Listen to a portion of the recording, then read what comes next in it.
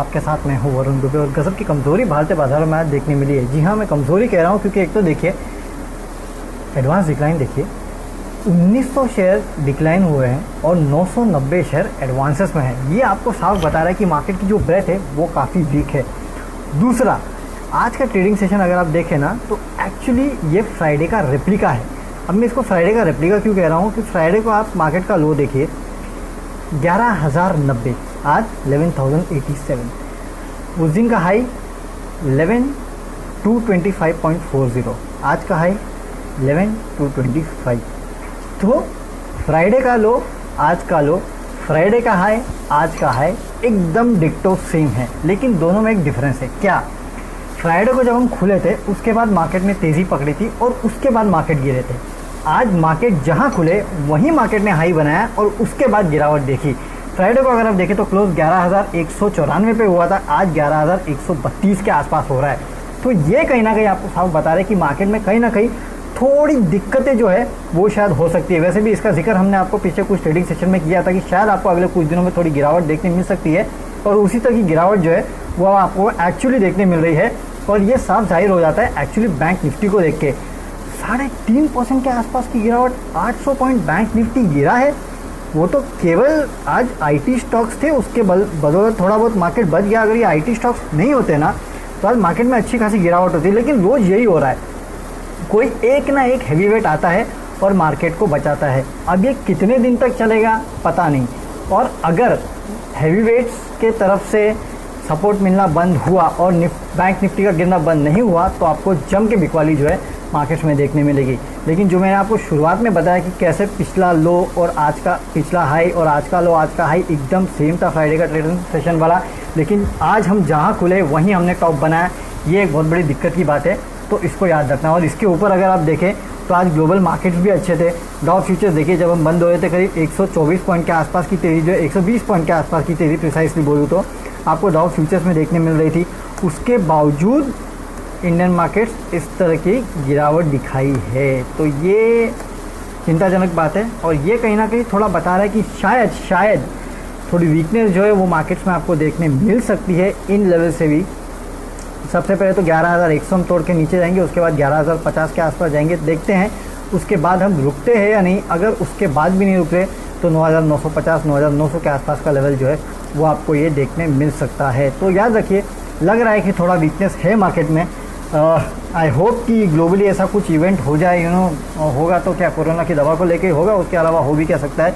अगर ऐसा कोई इवेंट होता है तो शायद हमें थोड़ा रिस्पाइट मिलेगा और शायद उसके बाद मार्केट में आपको तेज़ी देखने मिले। अगर ऐसा कोई इवेंट नहीं होता है ना तो ये प्रॉफिट बुकिंग का सिलसिला जो है वो अगले कुछ दिनों तक चल सकता है और ये आप निफ्टी को 11,300 के नीचे आसपास नीचे लेके जाने के लिए पूरी तरह से सक्षम है। तो एक बहुत स्ट्रिक्ट स्टॉप लॉस के साथ आपको ट्रेड करना है, ये आपको याद रखना है अगले पिछले कुछ दिन, क्योंकि मार्केट में वीकनेस जो है वो साफ दिखाई दे रही है।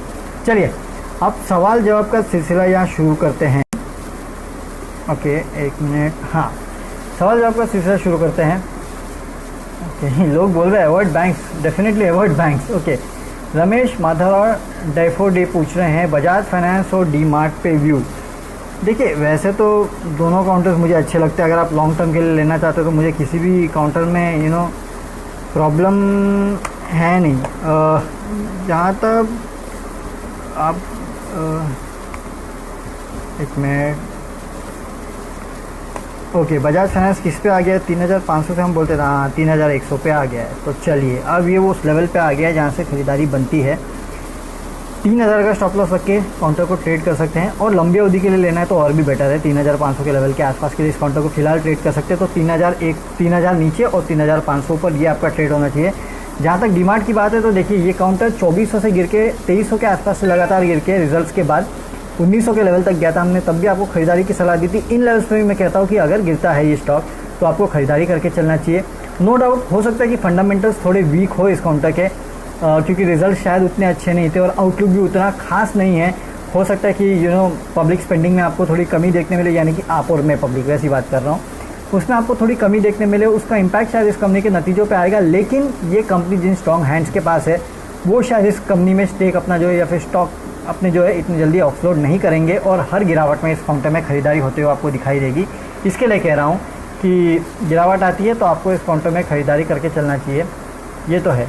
अच्छा, S Dhawan, ICICI bank, why ICICI bank is following. देखिए धवन जी, अब ICICI बैंक के नतीजे ठीक थे, ऐसे कोई बेकार नहीं थे। जो ग्रॉस NPA के लेवल्स थे वो अच्छे थे। इसके अलावा अगर आप देखें तो जो मॉनिटरिंग बुक है वो भी कम हुई, तो सब अच्छा था, ऐसा कोई बहुत बड़ी प्रॉब्लम नहीं थी। प्रॉब्लम क्या था? प्रॉब्लम मैं आपको बहुत दिनों से लगातार बता रहा था कि 340 से 380 400 के रेंज में ये चलता है। रिजल्ट्स के पहले उन लेवल्स तक ये पहुंच चुका था। तो आपको मैं यही तो बता रहा था इतने दिन से कि रिजल्ट्स ऑलरेडी स्ट्रीट पचा के चल रहा है कि भाई ऐसे रिजल्ट इस कंपनी के आने वाले हैं, और वो इस कंपनी के आए। दिक्कत कहाँ हो गई? दिक्कत हो गई मैनेजमेंट की कॉन्फ्रेंस कॉल में, जहाँ पे कॉन्फ्रेंस कॉल में उन्होंने कहा कि काफ़ी लोग पैसा नहीं भर पा रहे, तो हो सकता है कि आने वाले दिनों में मॉनिटरिंग 2% तक बढ़े और पूरे इंडस्ट्री का बढ़ सकता है। तो ये एक दिक्कत की बात थी। अगर ICICI बैंक ये कहता है कि मॉनिटरिंग बढ़ सकता है, तो this is a matter of concern. तो वो जो प्रॉफिट बुकिंग होनी थी उन लेवल से वो तो हुई, साथ में इसने प्रेशर बना दिया। तो इन दोनों के वजह से इस काउंटर में आज आपको गिरावट देखने मिली है। और अगर ICICI बैंक इस तरह की कमेंट्री देता है ना, तो ये NBFCs के लिए और ख़राब है। इसके लिए आपने देखा कि बजाज फाइनेंस जैसे भी 2.5% गिर गए। तो ये पूरा सर्कल है जिसकी वजह से मार्केट में गिरावट देखने मिली, या फिर बैंकिंग काउंटर में खासकर गिरावट देखने मिली। नो डाउट फिर से 340 के आसपास आएगा तो आपके पास खरीदारी के मौके बन जाएंगे, खरीद लेना। लेकिन याद रखिए, स्टॉप लॉस फेल करके चलना। अगर ये गिर गया और 300 के नीचे चला गया ना, तो 300 एक इंटरवल रेजिस्टेंस बन जाएगा इस काउंटर के लिए, और फिर 340, तो ये होगा। तो इसके लिए ये लेवल्स याद रखिए, और इन लेवल्स के आसपास अगर आप इस काउंटर को ट्रेड करते जाएंगे ना तो अच्छा रहेगा। थोड़ा वेट कीजिए, 340 के आसपास, 345 के आसपास आएगा, तब मेरे ख्याल से आपके पास खरीदारी के बहुत अच्छे मौके होंगे। तब शायद आप इस काउंटर को और अच्छे तरीके से खरीद सकते हैं। ओके, राजेश पटेल पूछे बायोकॉन और बालमर लॉरी के ऊपर व्यू। देखिए बायोकॉन नो डाउट काउंटर बहुत अच्छा है, 400 के आसपास ये काउंटर ट्रेड कर रहा है। अगर आप लेना चाहते हैं तो इस काउंटर को ले सकते हैं, इसमें कोई प्रॉब्लम नहीं है। बट याद रखिए इस काउंटर का 52 वीक है 450 के आसपास है, तो बहुत पास है उसके। और मेरे ख्याल से किरण मजूमदार ने आई थिंक सो ये कंपनी शायद और भी काफ़ी आगे बायोलॉजिक्स में काफ़ी कुछ करने वाली है। तो बिज़नेस इनका काफ़ी अच्छा है। इस बार जो रिजल्ट्स आए बायोसिमिलर्स के वो काफ़ी बेहतर थे, तो उसके चलते अगर आप देखें तो मेरे ख्याल से इन लेवल्स पे थोड़ा एक्यूमुलेट कीजिए इस काउंटर को, ज़्यादा नहीं करना। अगर आप पैसा लगाना चाहते हैं बायोकॉन में तो मेरे ख्याल से 20-40% के आसपास लगाइए और थोड़ा वेट कीजिएगा। अगर यहाँ से नहीं गिरता है तो आप और ख़रीद सकते हैं, लेकिन अपसाइड थोड़ा कम है इसमें, 440-450 के आसपास का है, उससे ज़्यादा अपसाइड नहीं है, डाउन साइड थोड़ा ज़्यादा है। इसके लिए स्टॉप लॉस रखना मत भूलना। यहाँ से 20 रुपये का स्टॉप लॉस और 40-50 रुपये के टारगेट के लिए इस काउंटर को आप खेल सकते हैं। मेरे ख्याल से आने वाले दिनों में आपको शायद कुछ अगर अच्छी खबरें सुनने मिले तो वेरी गुड, नहीं तो बायोसिमिलर्स मेरे को लगता है इसका करने का जो धंधा है वो काफ़ी अच्छा है। दूसरा आपने बात किया बालमर लॉरी। देखिए बालमर लॉरी मेरे ख्याल से ये ट्रेडिंग के लिए एक बेटर बेट होगा मोर देन इन्वेस्टमेंट। 111 रुपये के आसपास ये ट्रेड कर रहा है, जो कि इसका 200 दिन का डीएम है। और तो यही तो प्रॉब्लम है, अब इस लेवल को ये क्रॉस करके ऊपर जाएगा कि नहीं जाएगा, ये एक बहुत बड़ी बात है।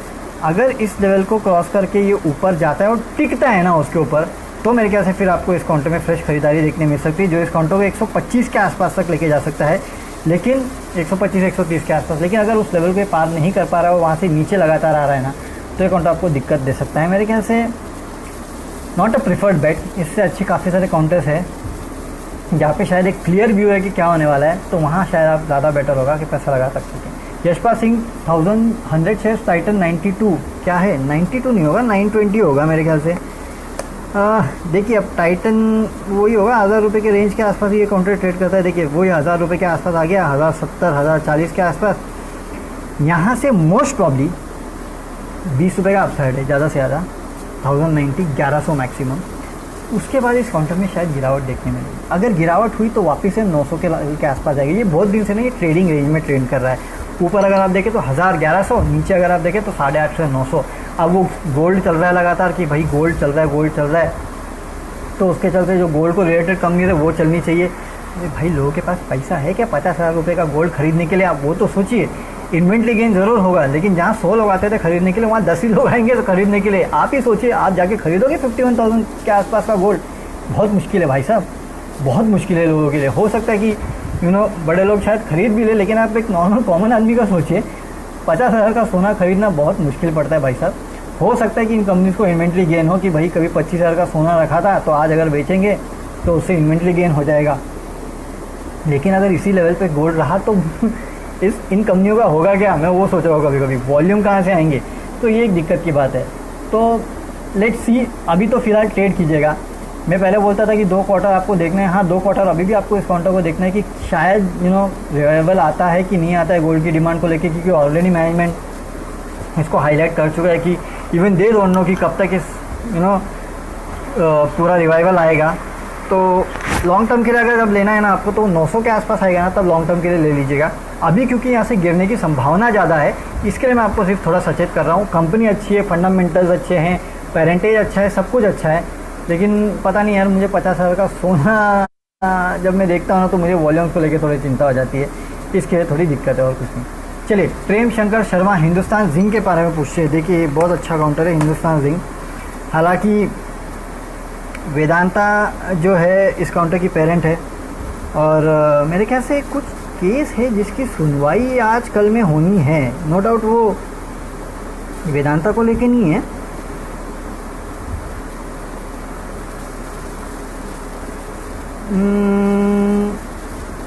करप्शन केस जो था, disinvestment of government shares in Hindustan zinc 2002, उसको लेके कल सुप्रीम कोर्ट में सुनवाई है। उसका एक हैंगओवर रहने वाला है, सुनिए इस काउंटर के ऊपर, तो वो एक दिक्कत कर सकता है इस काउंटर के लिए, ये आप याद रखना। तो कल आप जब इस काउंटर में ट्रेड करने जाएंगे ना, तो थोड़ा सतर्कता से जाना। अब ये केस की सुनवाई कल है, अगर इस कंपनी को क्लीन चिट मिलती है तो भी ये स्टॉक उन लेवल से गिरेगा, अगर इस कंपनी को क्लीन चिट नहीं मिलती है तो भी इन लेवल से काउंटर गिरेगा। क्योंकि इस पूरे, देखिए आज 3% चला, इसके पहले आपने देखा था लगातार इस काउंटर में तेज़ी देखने मिल रही थी। एक फ़ायदा जो इस काउंटर को है कि ये काउंटर भी, ये कंपनी जो है सिल्वर उसका एक प्रोडक्ट है जिसको वो बेचती है, और सिल्वर इस कंपनी का बाय प्रोडक्ट है, यानी कि सिल्वर का इस कंपनी को मैन्युफैक्चर नहीं करना पड़ता है। सिल्वर जो है, ये जो बाकी जिंक विंक जो निकालते हैं उसमें से ऐसा बाय प्रोडक्ट निकलता है, तो वो जब ये बेचते हैं तो उसका बड़ा फ़ायदा होता है। और सिल्वर के दाम आप देख रहे हैं कि लगातार बढ़ रहे हैं, तो उसका फंडामेंटल फ़ायदा इस कंपनी को मिलेगा, नो डाउट। उस लिहाज से अगर आप लेना चाहते हो तो थोड़ा इस काउंटर को गिरने दीजिए। अगर यहाँ से इन लेवल से थोड़ा ये काउंटर गिरता है ना, तो एक्यूमुलेशन के बेटर लेवल आ जाएंगे। कल जो सुनवाई है उसके ऊपर नज़र रखिए सुप्रीम कोर्ट की, अगर वो कल टल जाती है तो हो सकता है 1-2 दिन में हो, तो नज़र रखिए उसके ऊपर। वो एक हैंगओवर जब हट जाएगा ना, उसके बाद अगर गिरा तो खरीदारी के बहुत अच्छे मौके आपको इस काउंटर में मिल सकते हैं। चलिए, इसी नोट पे आप विदा लेते हैं, कल आपके साथ फिर इसी प्लेटफॉर्म पे जुड़ेंगे आपके जो बचे कुछ सवाल है उसका जवाब देने के लिए। और हाँ, याद रखिए रिजल्ट सीज़न है, तो कल नेस्ले है, अल्ट्राटेक है मेरे ख्याल से, और इसके अलावा इंडसइंड बैंक है, तो काफ़ी सारी कंपनियों के नतीजे हैं, तो इनके ऊपर नज़र रखिए। काफ़ी सारे एजीएम्स है, उस पर भी नज़र रखिए। और ग्लोबल क्यूज़ क्या है, ये तो आप हमारे साथ सुबह 7 बजे जुड़िएगा तो आपको बताएंगे कि कैसे देखना है ग्लोबल मार्केट को, वहाँ से क्या क्यूज़ निकल के आ रहे हैं, और इंडियन मार्केट्स को कैसे ट्रेड करना है, कौन से इंपॉर्टेंट लेवल से जिसको आपको नज़र पे रखना है, ये सब हम आपको कल सुबह 7 बजे बताएंगे। और इसी प्लेटफॉर्म पे जुड़िएगा तो बताएंगे इंडियन मार्केट्स को कैसे ट्रेड करना है।